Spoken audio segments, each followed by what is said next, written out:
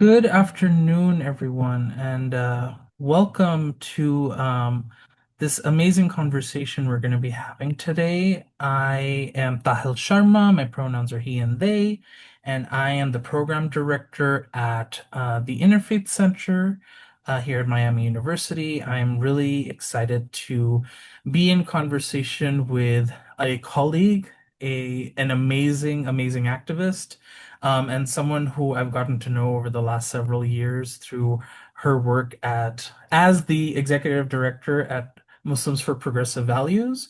I'm really excited to welcome our friend Ani Zonneveld, who's here getting to talk about her book, An Unlikely Social Justice Warrior, which is just an amazing journey of being able to talk about her story as a Muslim feminist. And Ani, super excited to have you here. Thank you so much for saying yes to being in conversation with us. And it'd be great to actually just, just hear a bit about who you are sort of in this moment, and what inspired you to actually put this book together. Okay, thanks, Tahir, for this invitation, and thank you everyone for coming to this book talk. Yeah, my name is Annie Zonneveld. I'm the founder and president of Muslims for Progressive Values.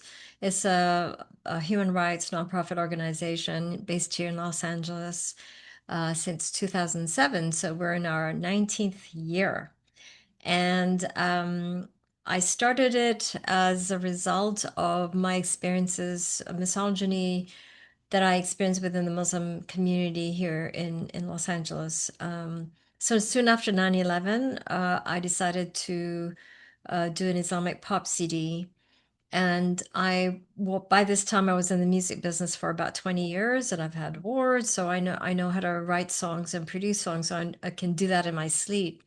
And I thought that given the really toxic masculinity vibe post 9/11, that it would be good to actually insert myself a female voice in the musical form and to just counter a lot of the misogynistic stuff or the hyper war narrative that was that was feeding us. And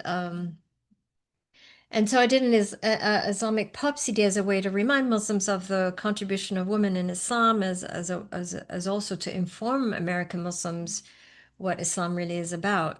And I was really surprised that none of the Muslim retail stores that would sell my CD because they said that woman's voice is awrat, which is sort of to be covered. It's sexual to be covered. And so I'm born, raised Muslim from Malaysia, and that was never a narrative I've ever heard in my upbringing. And so that was sort of the turning point. I was like, okay, I'm so done with this. I need to just fight this misogynistic version of Islam. And so, this is how it started, just from speaking up for a woman's right to express themselves. And then but what it has become is it has become a human rights organization. And because clearly I'm a woman and not a bearded Arab man, and sorry, bearded men in general, I just had to really substantiate a lot of our positions with theology. And so that was really important to build that foundation. So for the last, 15, 18, 19 years has been to really grasp and to really anchor all our positions in the context of Islam from a progressive and inclusive interpretation version of Islam. So, our positions are, just the right for self-determination for women to have their own agency, right? Whether it comes to reproductive rights, to express themselves, and in some parts of the world, for girls to go to school, against child forced marriages, including here in California.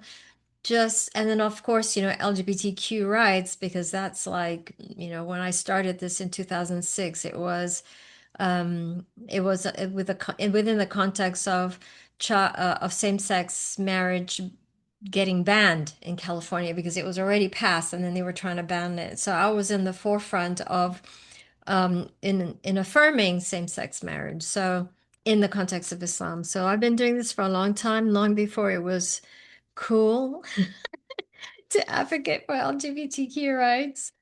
Um, so I've gotten a lot of flack for that, of course. And also within our Muslim community, we promote everyone's spiritual equality. So that means for a straight man, woman, and trans and LGBT people to have spiritual ownership and to have the right to lead prayer, because we are all created equal.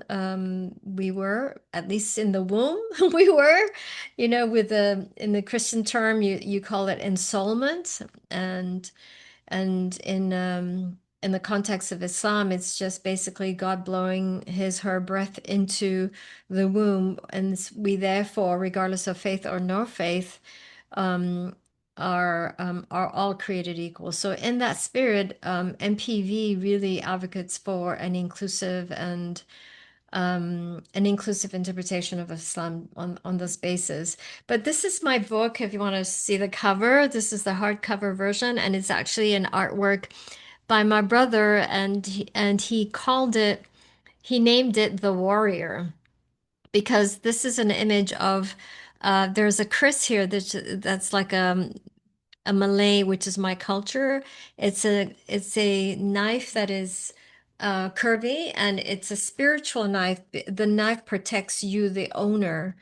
And so he did this painting of me. It was in a 1997, and he called it The Warrior, and he dedicated it to me as the warrior. This is long before I actually knew what I was going to become. And so I thought that was obviously very poignant for me to put this on the cover of the hardcover version of this book.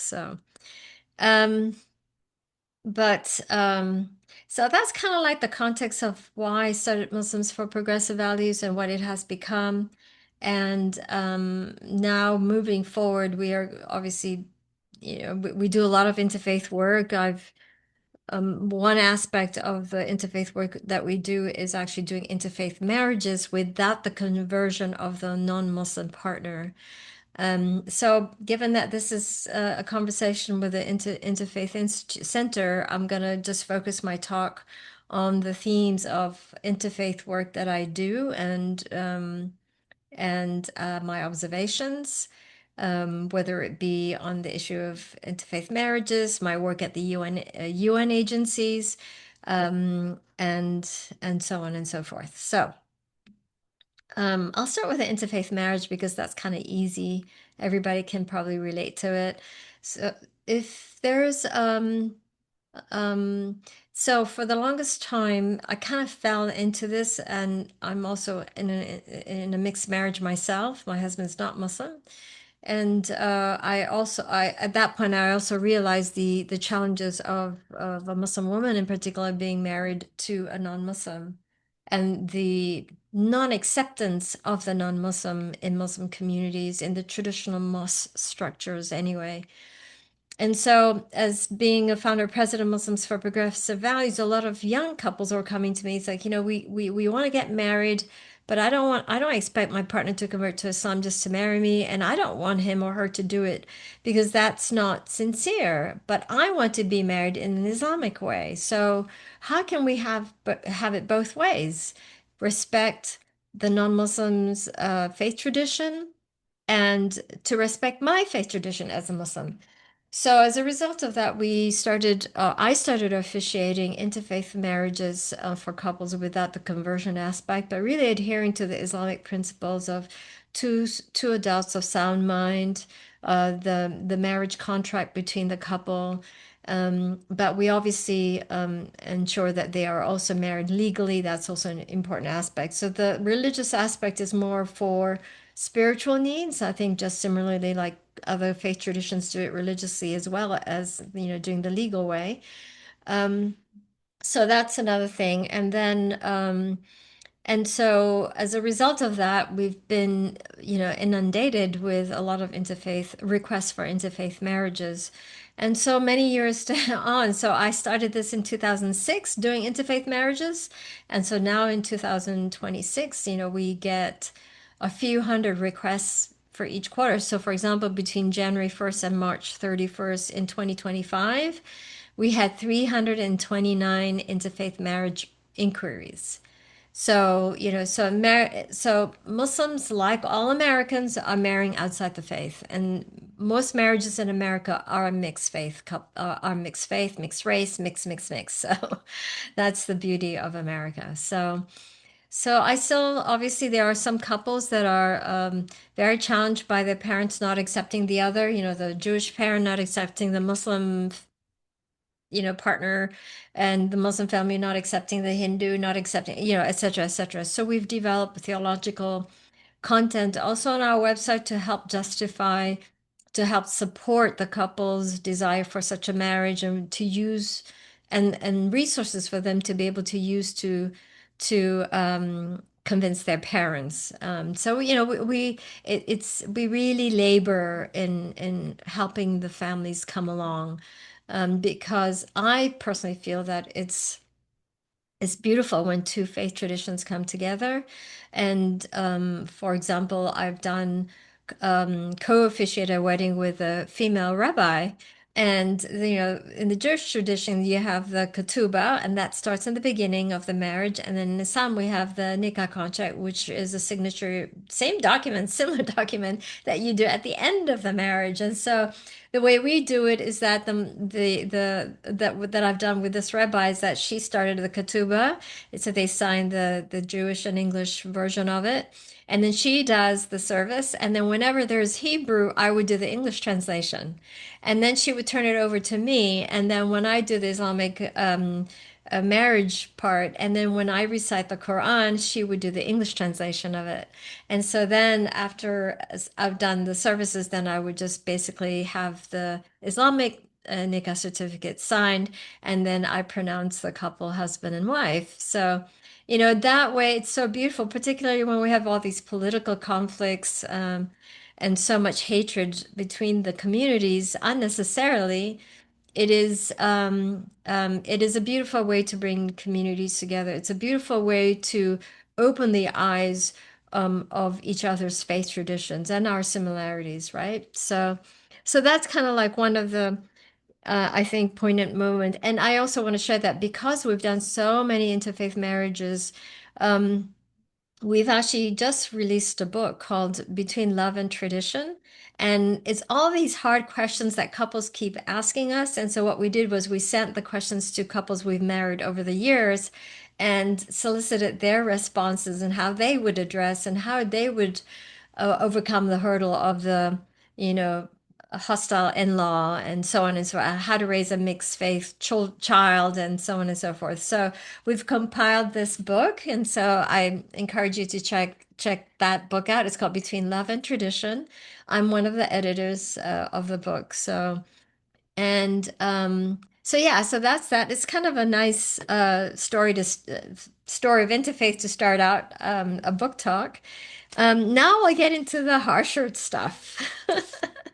So, um, the one thing that I've noticed, particularly, I've been such an advocate of human rights, and I've challenged the radical interpretations of Islam.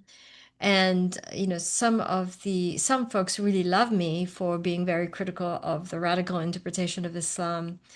Um, but when I apply the same standards of human rights norms and framework to, let's say, what Israel's doing in Gaza, then I've become the anti-Semite. Or, I'm no longer seen as, a reliable ally. So it's unfortunate, but that's kind of the hypocrisy um, of some people. And one of the reasons why I wrote this book is also to really lean in really, really hard on our tribal tendencies.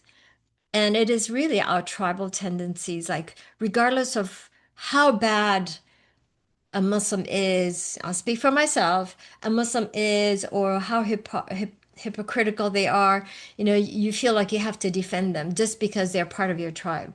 And this is the problem with society. And it doesn't matter. It's not just a Muslim thing, it's a Christian thing, it's a Jewish thing, it's a whatever other faith tradition thing. And so my book is really about forcing us to look at our common humanity and not to get caught up with the tribal aspect of what defines our identity. At the end of the day, we are all human beings, and we need to really shed that tribal identity that we cling on to. And one thing that I've noticed from all my human rights work over the years is that the tribal identity that we have really comes from insecurities. We don't cling on to those tribal identities in with dear life if we are very secure of our own individual identity. And a lot of times people who cling on to this tribal identity are so woven in, have brought in and brought have bought in into patriarchy. Patriarchy is a way to really control you, your identity, how you think, how you dress, what you say, cannot say, etc., etc. And that patriarchal structure is a controlling factor. And you really can't be happy if you subscribe to patriarchy, because patriarchy is the antithesis of the right to self determination. And the right to self determination is the path, and your right to exercise your self determination is actually the pathway to happiness. You can't get to happiness is you if you are just so married to that patriarchy, if you have allowed that patriarchy, that society to define who you are as an individual. I'm born Muslim, born raised Muslim, but I am I'm a zealot when it comes to my right to self-determination and to live my life the way I see fit in a way that I feel fulfills my purpose in life. And so my book talks a lot about purpose in life. And in order to get to that purpose, living a fulfilling and purposeful life, you have to really unpack a lot of stuff on an individual level. And when all the human rights work that I've done too, in Africa or even at the individual family unit level, a lot of the violence that are perpetuated is is a result of insecurities. Israel's insecurity of their existence is that has manifested in such violence. Um, the individual, the father who is insecure about his inability to provide to his family results in the violence, perpetuate domestic violence towards the wife, as an example, as one example. So insecurities at our own individual level is such an um, ugly trait for us as human beings to live by. But it at the same time is actually really difficult to overcome that. It is actually really difficult to search for happiness. Because in order for you to get to happiness, you really have to be self-critical of yourself. You have to know the God in you. And the one thing that I like about the Quran, one particular verse that really speaks to me is that there's a verse in the Quran that's written, God is closer to you than your jugular vein. And so God is here in your heart. And so you can't really fulfill a purposeful life until you know yourself and you know the God in you. And we all have that, even atheists. So, so that's that.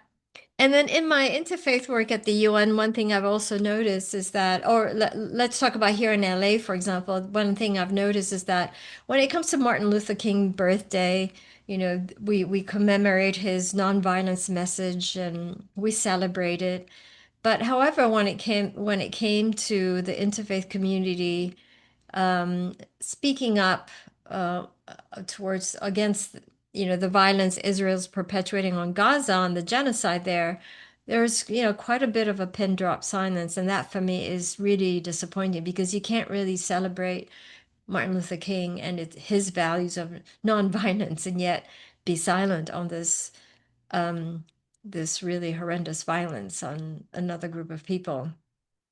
And so those are some of the revelations of like interfaith institutions. And at the United Nations, you have a lot of interfaith institutions that are basically addressing their own particular rights. The Christian organizations that I'm around with at the UN, they're very concerned with the child forced marriages of of Christian girls that are forced into marriage to a Muslim man. And whenever they ask us MPV to sign on onto a letter or to an initiative, we always sign those letters because yeah, Christian girls should never be forced into marriage to convert to Islam to marry the Muslim man. That's number one. But as a Christian organization, should you not also be concerned about child forced marriages of all children, of all girls? And so that's kind of like the hypocrisy of faith organizations in the human rights spaces as well. Um, and there's so many stories on that front, but that's just kind of like one of the examples that I have that for me is I'm very clear-eyed about that, and because I'm always there supporting other faith organization in them in their advocacy of their rights. It also gives me leverage to say, you should also, I can speak back to them. I can say to them, it's like, well, you should also do this. It's not just about you, it's about everyone's rights. Come on, people. So, and a lot of these organizations are 10 times, 100 times bigger than MPV. And they have the resources, they have the capacity to do that. So it's just not good enough. And then that again leads back to the circle, the story of, everyone's tribal. And that's the problem that we have with our world. Um, and also in the context of America, one thing that I've also noticed is that, particularly in the beginning, it was very disappointing for me to see like the progressive churches and synagogues always partnering with the conservative Muslim institutions. And they themselves would never partner with their fellow co-religious who are conservative or orthodox because it doesn't they're not on the same page when it can't, comes to values.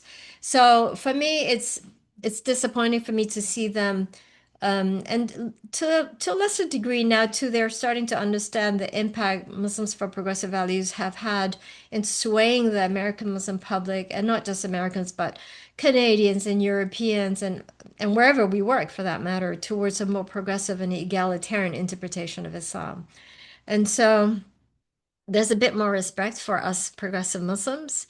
And because I don't wear a hijab and I'm not Arab, and so it's easy to discredit me in particular. And so I write in the book of the various scenarios, and there's a lot of stories in my book, personal stories in my book about the experience that I've had in interfaith settings, and also the positive partnerships that I've had with traditional imams in Africa in advancing women and girls' rights, for example. So there's a lot of stories that I share, and some are very funny, and some are very brutally honest.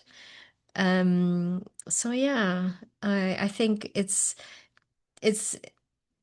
I've been doing this for, like I said, over 19 years, and so many people have come up to me to say, you need to write a book. You've got this whole wealth of experience in the human rights work that I do to share.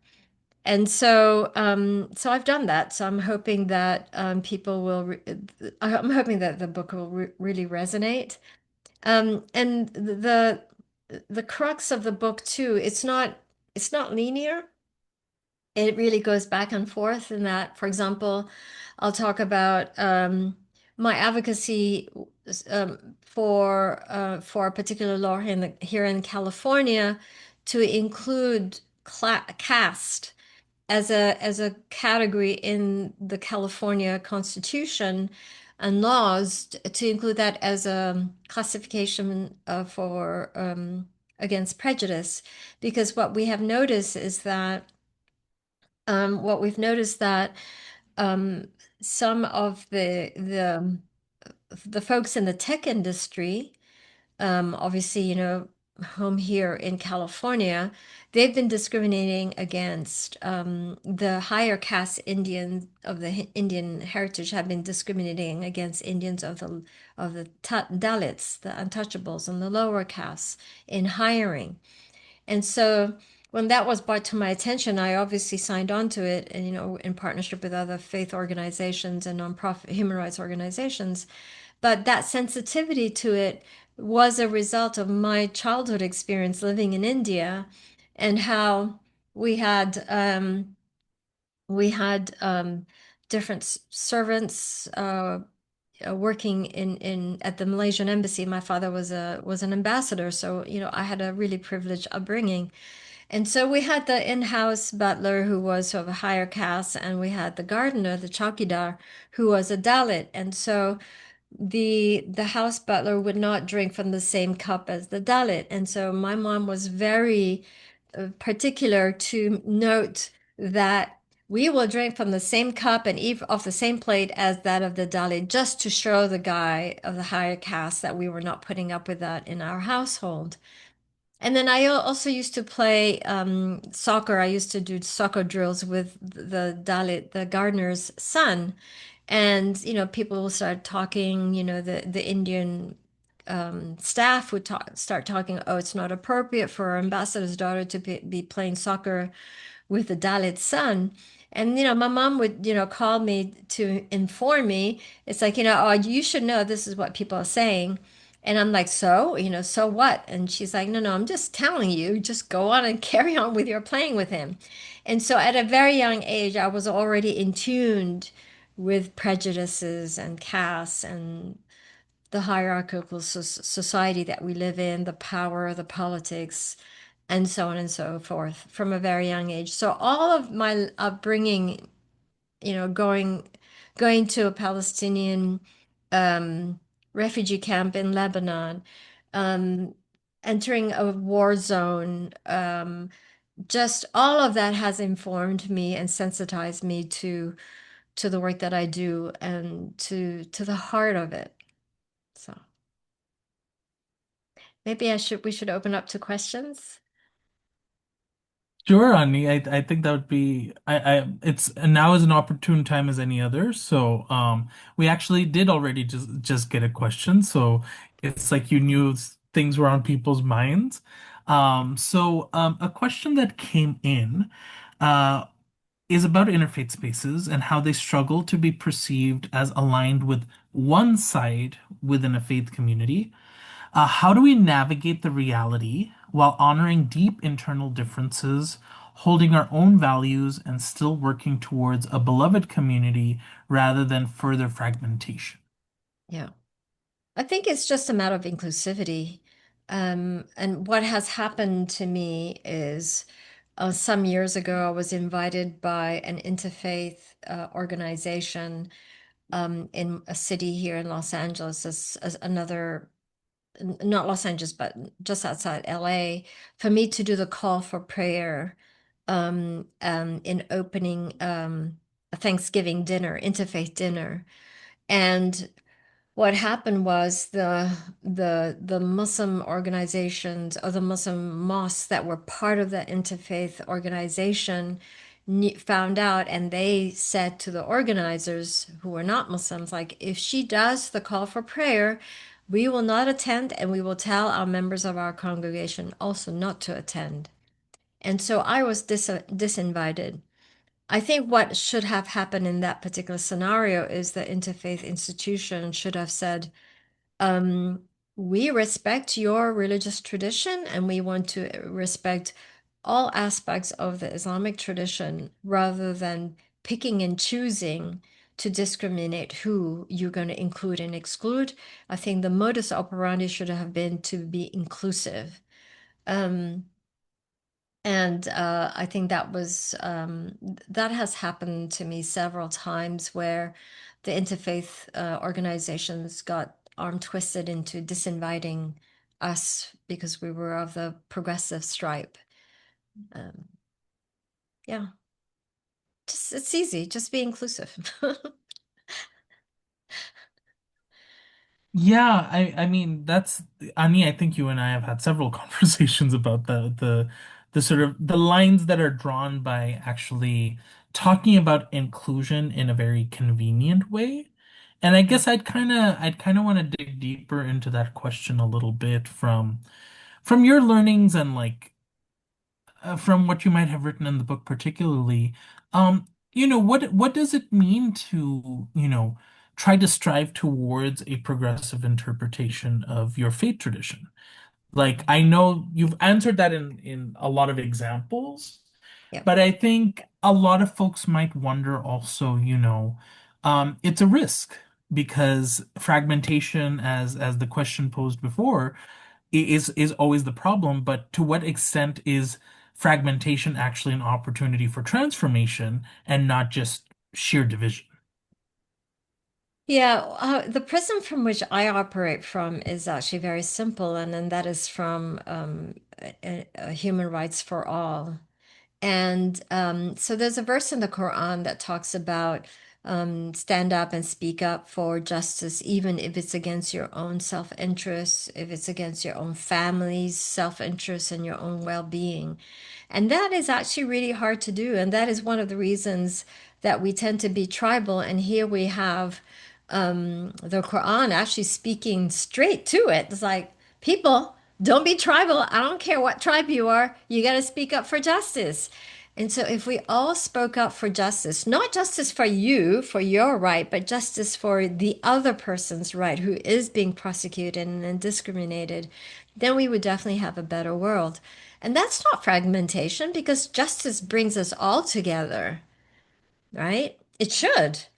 But the way the world is structured right now is justice is exclusive for some people only.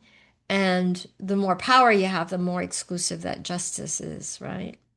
So, yeah, this world is needs some changing, and it Totally, starts with Ani. us. Yeah, Yeah, and I appreciate the candidness that you have about that because I think yeah, I think in the name of justice, in the name of healing, in the name of actually holding ourselves to a better standard of compassion, actually becomes a matter of convenience for a lot of folks that are trying to do things like interfaith work or things that are supposed to be an issue that is sort of all-encompassing, but only end up covering the convenience of who we see should be taken care yeah, of. And I wonder, what has been sort of like from folks that maybe were not in agreement with a progressive umbrella of Islam or what MPV was doing, do you have any insight to share on how you might have been able to convince people who were not on the same page with you to sure. actually look at things differently?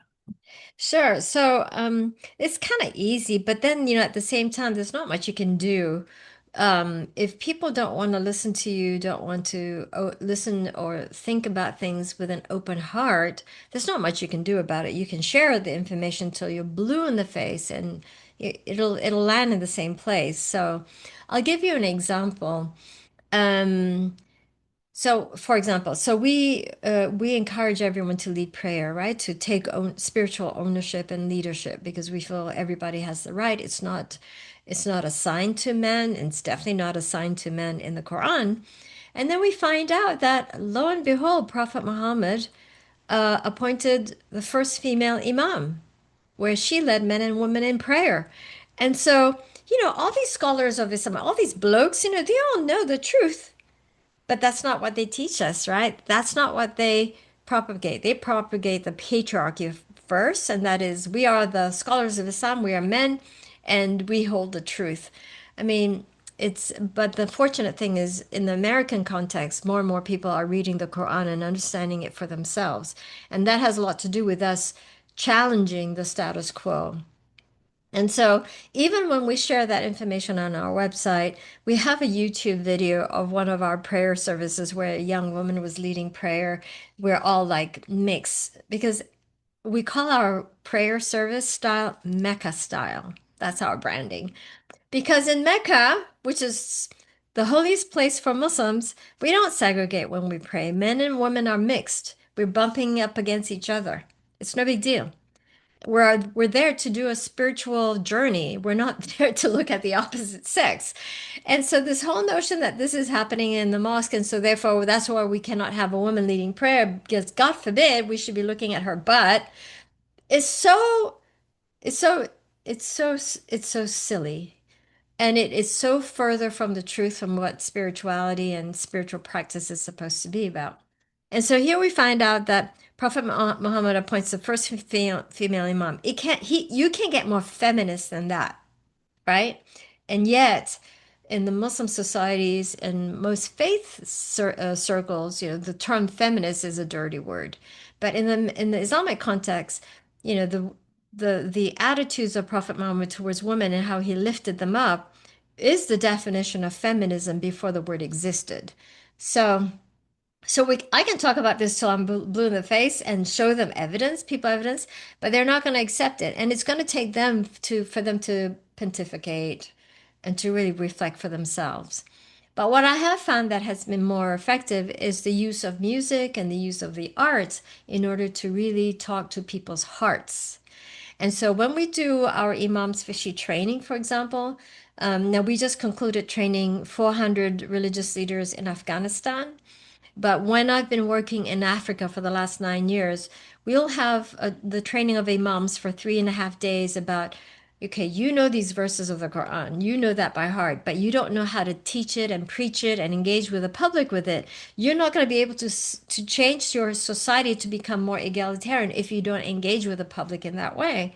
So after training our imams for 3.5 days, a lot of times, they'll get it, but they don't feel it. And so what we've always incorporated into our workshops with our imams is the artistic element. So we'll have a skit, and the skit will actually talk about, we'll address domestic violence, we'll act it out. And that's what they remember is the pain and suffering of the women in the condition who's on the receiving end of domestic violence. And we have evidence of that. Imams have come to us like years later saying, "Oh, I kind of know what we talked about, but this is what I remember." It's the emotional memory. And so what we're doing at MPV is I'm going back to my arts roots and reinvigorating that our artistic efforts and how we use arts in changing hearts and mind. Thanks for that, Ani. Really appreciate the ways that you're demonstrating sort of, there isn't a one form solution to this, but there are a lot of ways that you can condition folks to actually make the message open up and blossom, at whatever point in time it makes the most sense for them. So, really appreciating that. We have a question from Arisha, please.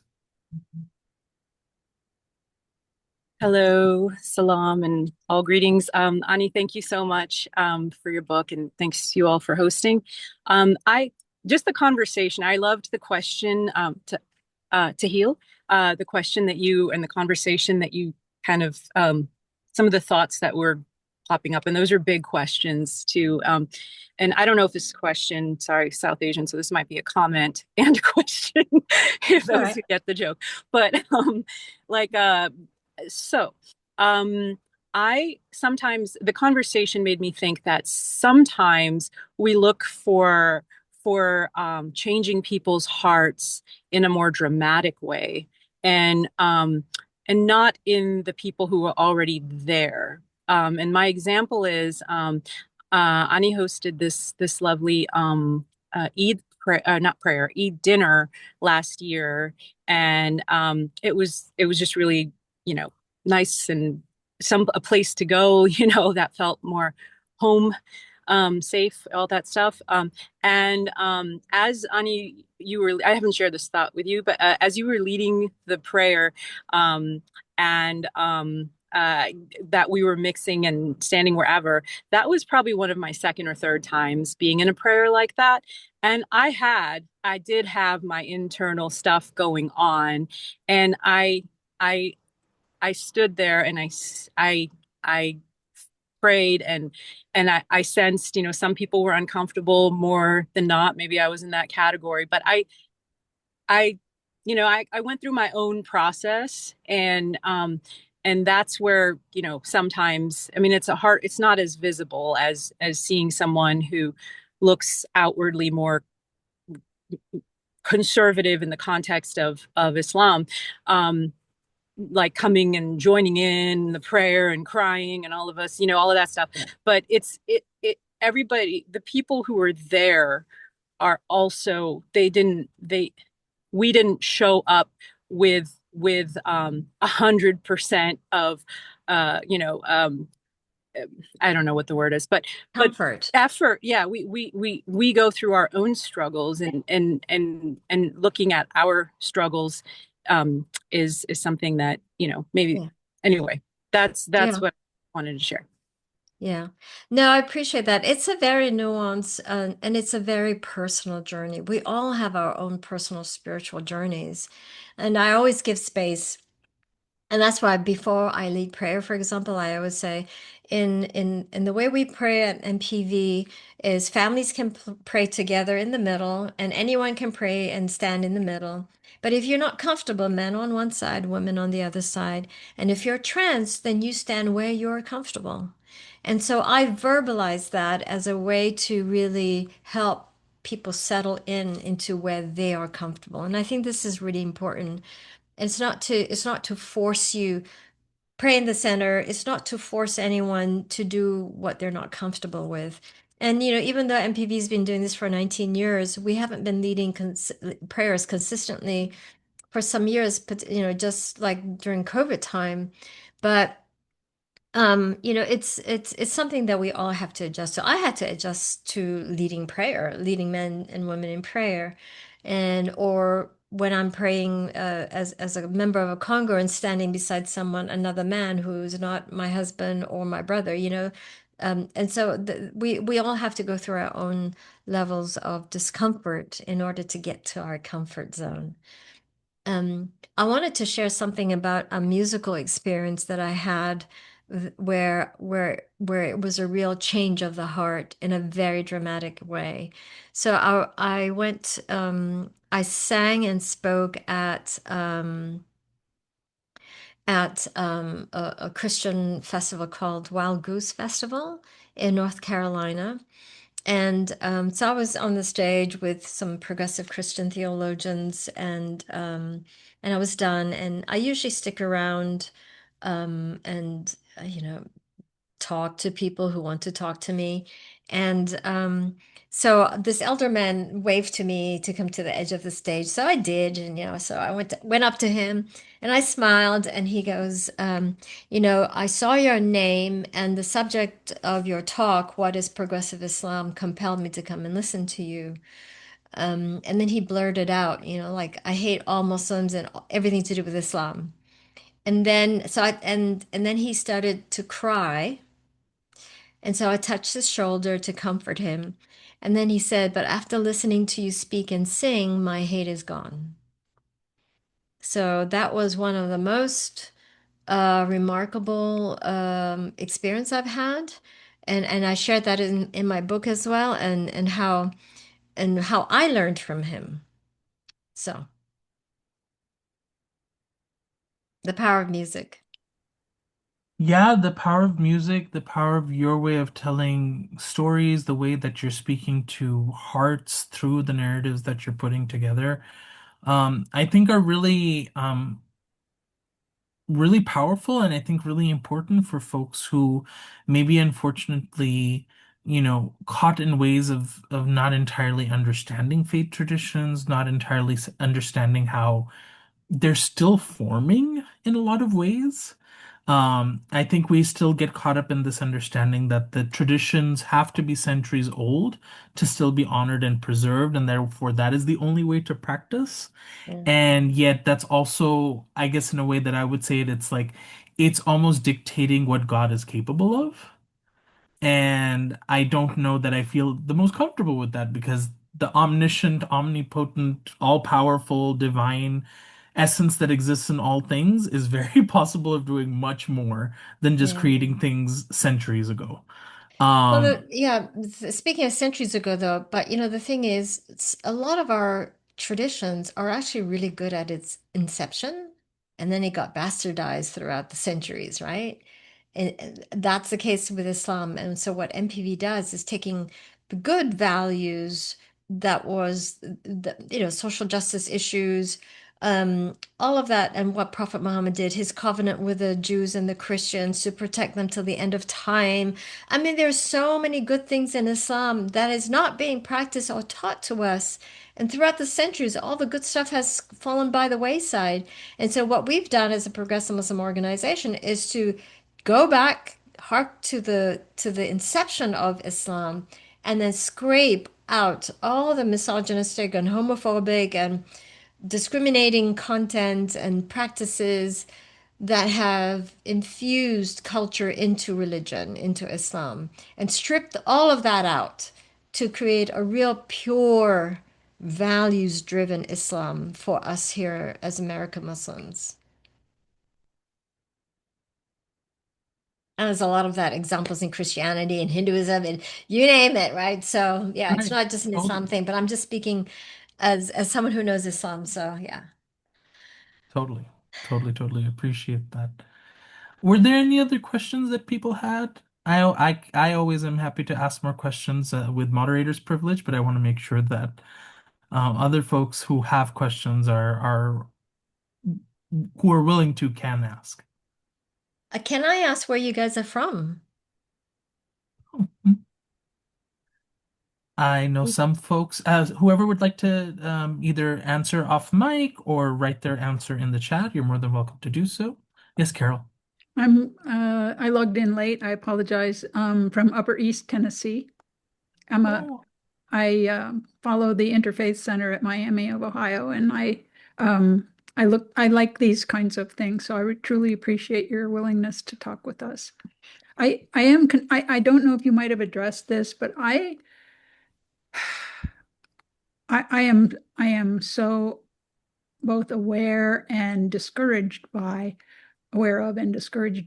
the racial overtones of all the things that are going on in the US these days. And I don't know if there's a way, or if you have thought about or already presented some discussion or some way to help us think through, other than standing beside, linking arms, being an ally.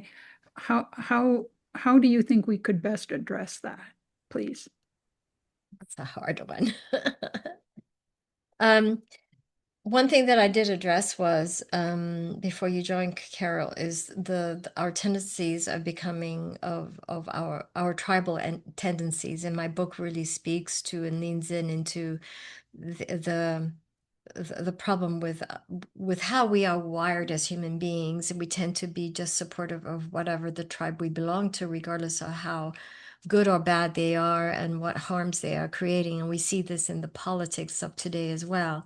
And so I think the only way for us to overcome our tribal tendencies is, I think a lot of that comes also from one's unhappiness with oneself. And so what I was saying earlier was then, and I think it's worth repeating, is that the path to happiness is really finding the God in you and your purpose in life. And for you to do that is to disconnect yourself from the tribe that you belong to, because the tribe that you belong to is structured in a patriarchal such a way that it controls your identity. And so how do we become part of humanity or a community without that particular patriarchal system and structure and religion dictating how you are as a human being? And how do you negotiate that line? Like, how do I be still a Muslim but still have my own identity? And so I think that is a journey that we all have to go through. And I don't think I think it's the human, it's part of the human shortcomings is that it is just easier to become part of a tribe and just to ignore everything else. And so I think that is how insecurity is manifesting itself in how we're seeing it in racial terms, is the insecurity of white people. That's why it's being racialized towards anyone that is black and brown and whatever else. But I'm just really super happy to see the white folks, really stepping up and then locking arm in arm with those that really are under the gun or that are being, criminalized unjustly. Yeah.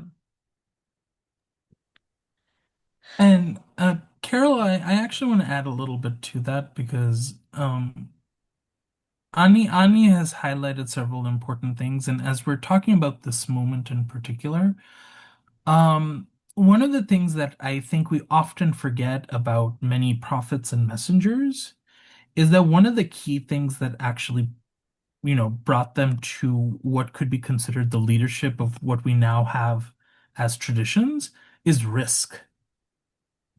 Yeah. And we often tend to sacrifice the idea of risk because we do not see ourselves at that level, and nor are we choosing to be at the level of our prophets and messengers oftentimes.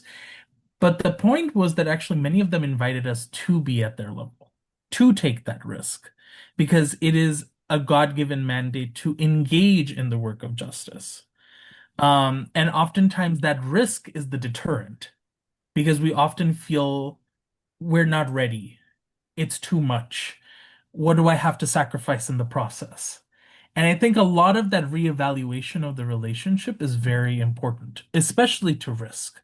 And we are seeing that now as the flashpoint that was Minneapolis, as an example.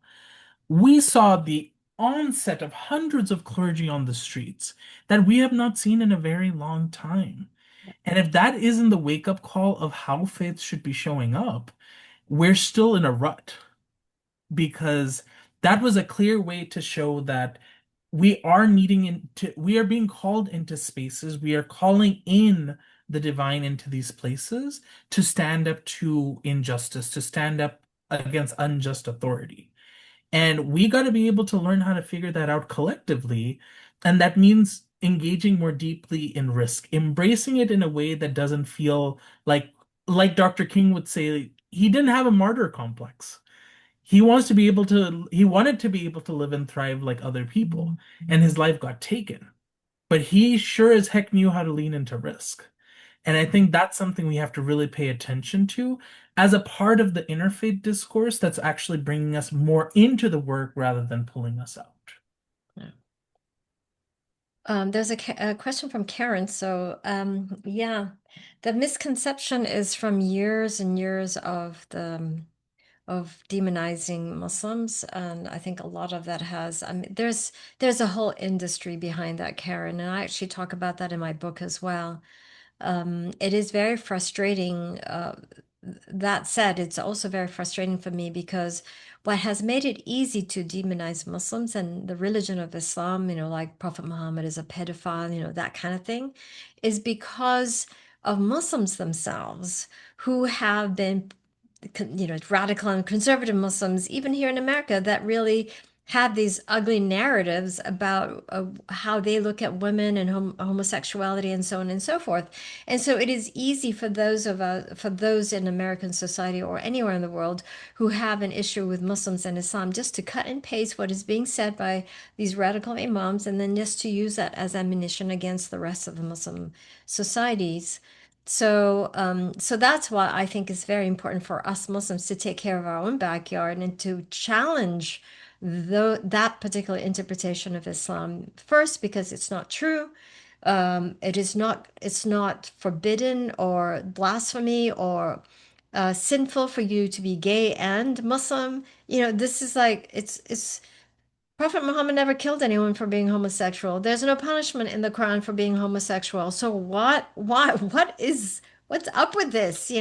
What's the issue here? So that's how I challenge it from within the Muslim community.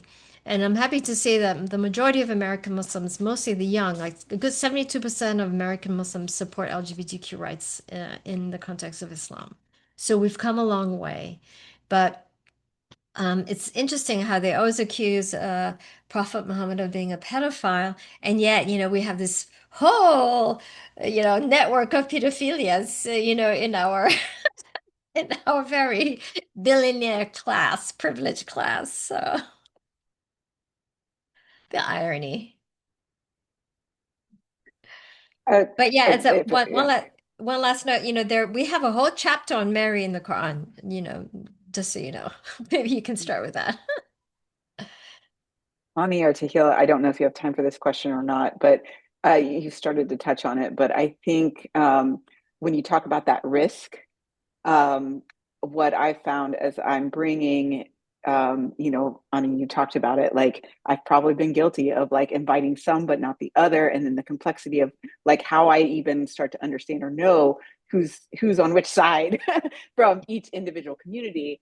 How do you also evaluate or kind of discern where there's risk to your own community, like being in a space with you named it, so I'm going to use the example of Ani when you were leading the player. If somebody's in that space with you, there is risk to your own community to say, well, you now are normalizing, is my most now new hated word, normalizing this practice, and so now you are risking your own relationship with your own Muslim community.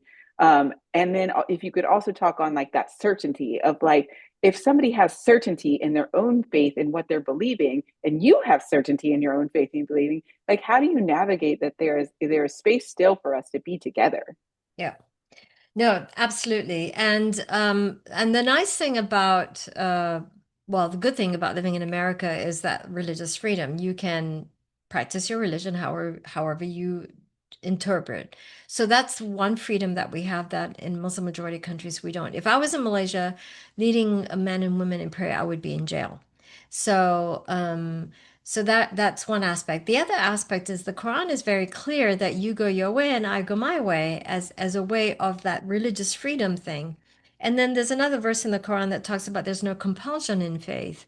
And so it's because of that, we don't have a pope, but we have a lot of minions of popes, right, dictating, how we women should live our lives. And so, but I do think that all of that at the crux of it is the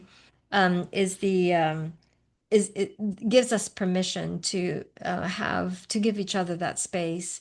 Like, I may not agree with you and how your interpretation of Islam is, and what I would say. Well, I'm here to stay. I have my own conviction on what Islam is, and you can respect me or not. But so I think we've come to the point where we can be in the same room and work towards the same causes. Um, and still disagree on the theology, but we agree on certain rights at least in America. Yeah. And I would add to that, also just by saying that, just like we shouldn't have blind faith, we also shouldn't take blind risk. I think you have to know what kind of risk you can take to make sure that you can engage in the work accordingly. Speaking in the name of an entire congregation or community is going to blindside you because it might put you and others in a position of a lack of safety, and that's different from risk. Everyone has to have the conscious choice to be able to engage in the risk and not be sort of offered as a sacrificial animal.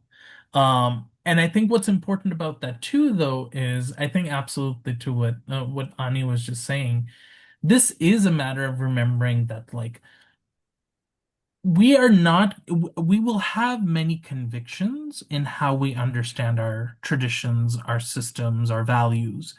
Um, but if we are more grounded and anchored in them, it actually invites us to be more open to listen and learn from others. Yeah. Because if we actually have a sense of questioning and curiosity, which we should have, it accompanies that anchoring, quite frankly. It doesn't necessarily mean that we're going to look at others and say, oh, because the other is different, I have to become the other. It actually says, oh, look at how wonderful the divine is. They created the other to be entirely different from me, and yet I can still work with them. And there's something really powerful about imagining the possibilities of being grounded so much that learning from others makes you learn more deeply about what your convictions and belief systems are. Yeah.